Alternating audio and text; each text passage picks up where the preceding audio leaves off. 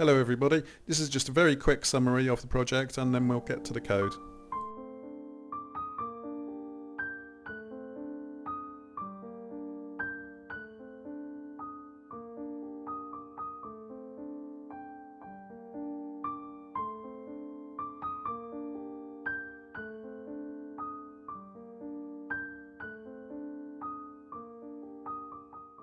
Hello, welcome to another video, and what we're doing today is, as you've seen from the introduction, automating creation of folders or directories as they would be called in Linux.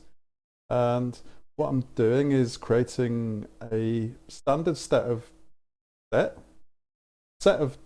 folders so that I've got consistency when I'm creating my YouTube videos. And obviously if you're not a YouTube creator, this can apply to any project that you're doing. So if you're doing repetitive or similar tasks, then you can have the same folder structure across many projects, which is good because you always know where things are. Okay, so you've seen the introduction, and let's just look at the code. So I'm not going to kid you all and write it all in front of you, because obviously there's a little bit of trial and error that goes on when you're testing it, and that would make for quite a boring video. But keep watching, because there's a little bit of a bonus treat at the end of this video for anybody who's kind enough or smart enough to watch all the way through. So keep watching and you'll be rewarded, I promise you. Yeah, I know a lot of you often tune in to watch web scraping videos, and to be honest, this video could also apply to web scraping projects. You may always want to keep your work in progress, or might always want to keep certain scripts.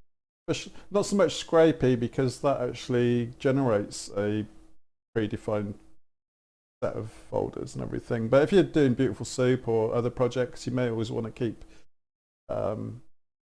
especially if you keep offline copies of pages. So you could have offline pages, you could have sample exports, have main scripts, you could have screenshots.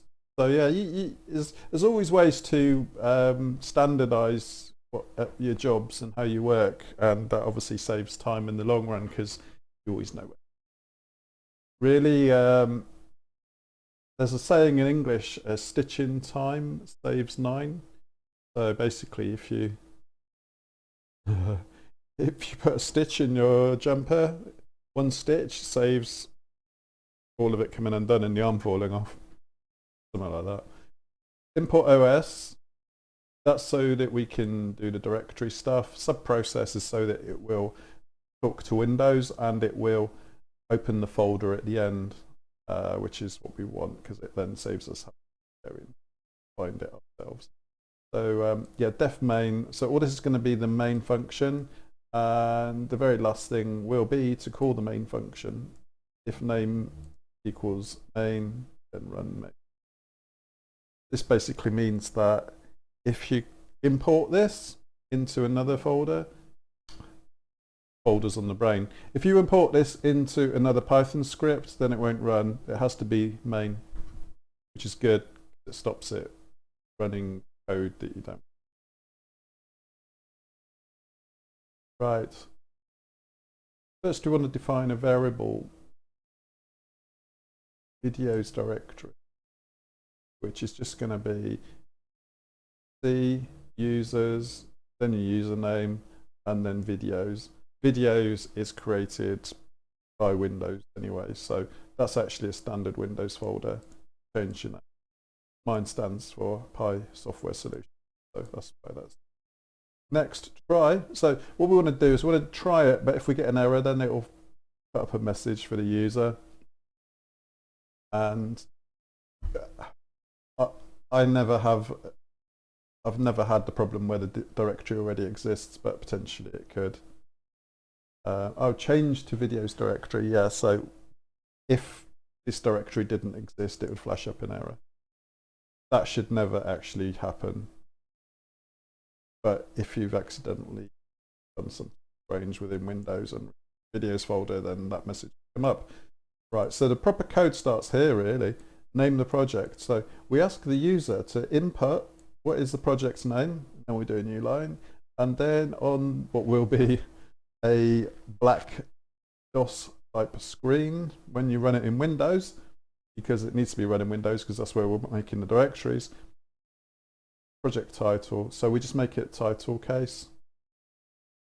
Could do upper, could do lower, don't even need that at all, but give it some consistency. I thought I'd title case, that's all that is.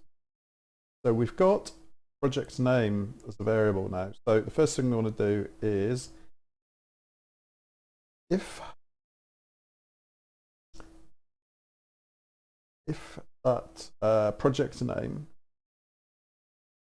doesn't exist within the Windows videos directory, then we print this message to the screen, make the directory. Once we've made the directory, we can change to it. Can't change to the directory if it doesn't exist. So make it, change to it, and then FLS. FLS is a variable for folder. What I call it, FLS. Folders. Folder list. That's it. FLS folder list. So I'm making a folder called audio, one video, one called images, one PowerPoint, Photoshop, output, and text. Output is where I put my filed or exported video. Text, essentially, I could also add one called code, couldn't I? Let's do that.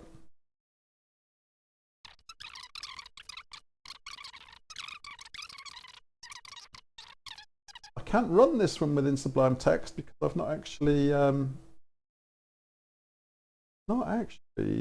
what have I not done? I've not installed the plugin for Sublime Text. So let me just drag this across here. And I've already made a shortcut to it. So let's just run it and see what happens. Going on screen 1. Read that. From my project, it's now got us down as far as around line 27 now. 7. What is project's name? The project name is going to be, I've already made work. Let me just try this then, workflow. I was going to call this project workflow. And it just quits. It quits because I should add some more text there really, shouldn't I? Oh, it did. Yeah, directory already exists, nothing to do. It just flashed that up so fast that we didn't see it. I have already covered that. Right, so this time, rather than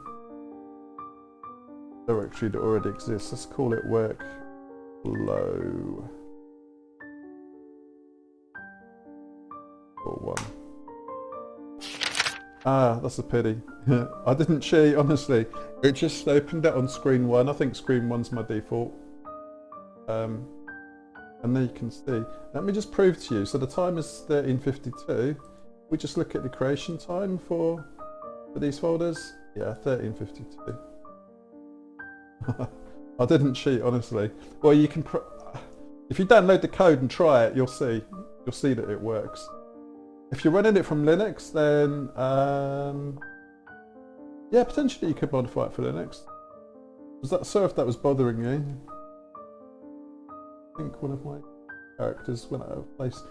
I'm digressing now. Right, so let's get to the bonus feature, which is probably what you've all been waiting for. So I've made this as a little treat for everybody, especially all you old school kind of Dr. Pi fans who used to watch me tinkering with electronics before I had to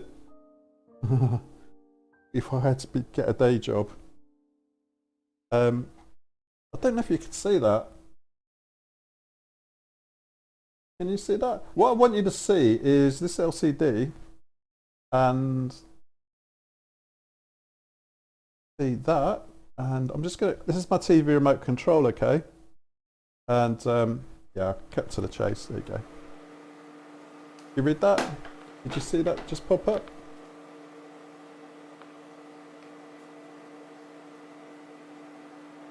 Can you read that?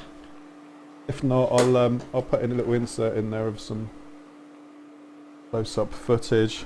Anyway, do what the screen says, yeah? Thanks for watching. I'll put the code down below, and if any of you want it for Linux, then I may get around to modifying that for Linux, and have a nice time. Thank you for watching and all that.